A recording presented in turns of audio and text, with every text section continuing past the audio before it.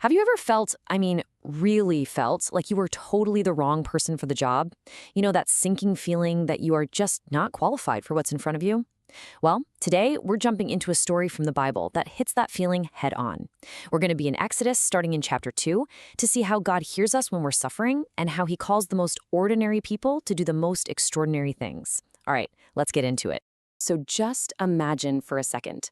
You hear a voice speaking to you from a bush that is on fire, but somehow isn't burning up.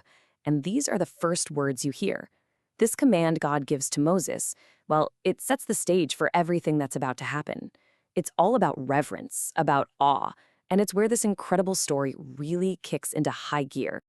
Now, before we get to Moses and that amazing burning bush, we need to zoom out and get the big picture. You know, the context for why any of this is even happening. And the story doesn't start with some hero ready for action. Nope. It starts with a whole lot of suffering. For a really, really long time, the Israelites were slaves in Egypt. And the Bible uses this word groaned. It's this deep, painful sound of being crushed. You have to imagine it probably felt like God was just silent, like their prayers were hitting a ceiling. Their cry wasn't just a simple request for help. It was raw, absolute desperation. But here's the absolute key. God wasn't silent, and he wasn't distant. The text says he heard, and even more, he remembered his covenant. This was a foundational promise he had made generations before to Abraham, Isaac, and Jacob. This wasn't just some dusty old history. It was a living, breathing promise. He saw them, he heard them, and he was deeply concerned. A rescue was on its way. Okay, so let's move into the next part of this story because God's response comes in a way that honestly, nobody could have seen coming. The camera kind of shifts from this huge national cry of pain to just one single guy out in the middle of nowhere having what he probably thought was just another boring, ordinary day. And here he is, Moses. But listen, this is not the Prince of Egypt anymore. That life is long gone. He's a fugitive from the law, working a dead-end job as a shepherd for his father-in-law. Talk about a downgrade. He's gone from the absolute center of power to the fringes of society. And it's right here, in this remote place called Horeb, the mountain of God, that his entire life is about to get interrupted. And then this happens. A bush, completely engulfed in fire, but it's not turning into ash. Now, this isn't just some cool special effect. Think about the symbolism here. A fire that burns hot and bright but doesn't consume anything.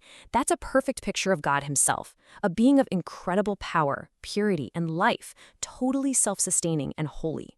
It was so weird, so paradoxical, that Moses just had to go check it out. And this is the moment. It's only after Moses turns aside, after he decides to investigate, that God speaks.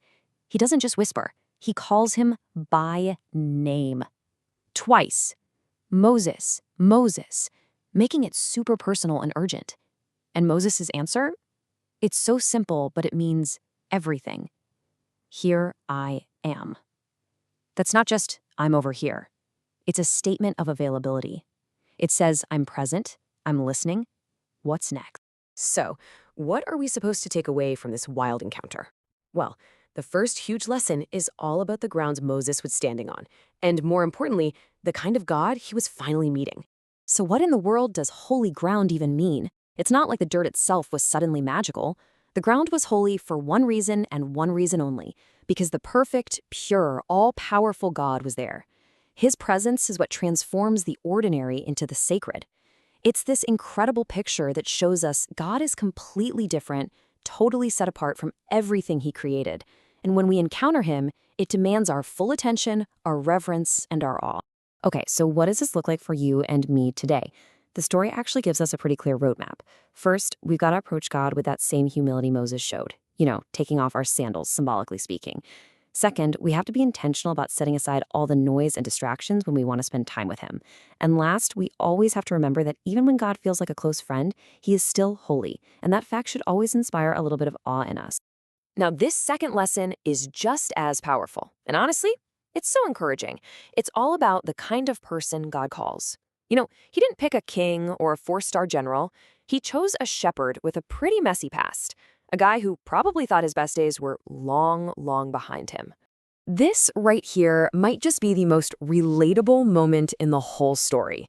God lays out this massive, impossible mission. Go confront the most powerful ruler on the planet and lead a nation to freedom. And Moses' first response is, "Who am I?" That's not him being humble. That is the raw, honest cry of a man who knows his own failures, who remembers his past, and who feels completely, utterly inadequate for the task.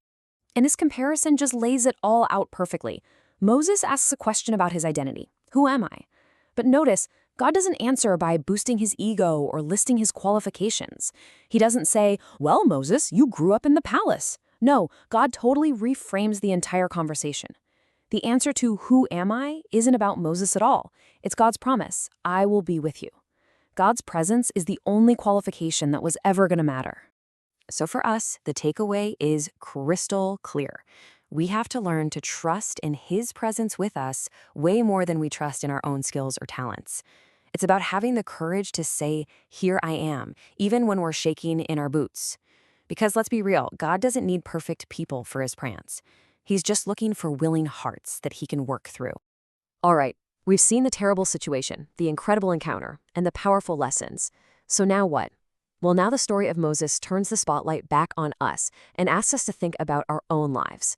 How are we going to respond when we sense that God is calling us to do something? If you could boil this entire amazing story down to one single challenge for us today, it would be this: choose to be present and responsive. Just like Moses turned aside to really look at that bush, and just like he answered, "Here I am," we get to make that same choice in our own lives, in our own situation. And that leads us to one final question for you to think about. Because this isn't just a history lesson, right? It's a living story that's still relevant today. So as we wrap up, the real question is this. In your life, at your job, in your family, in your neighborhood, where's the burning bush? Where is God trying to get your attention, asking you to turn aside, listen, and respond with, "Here I am"?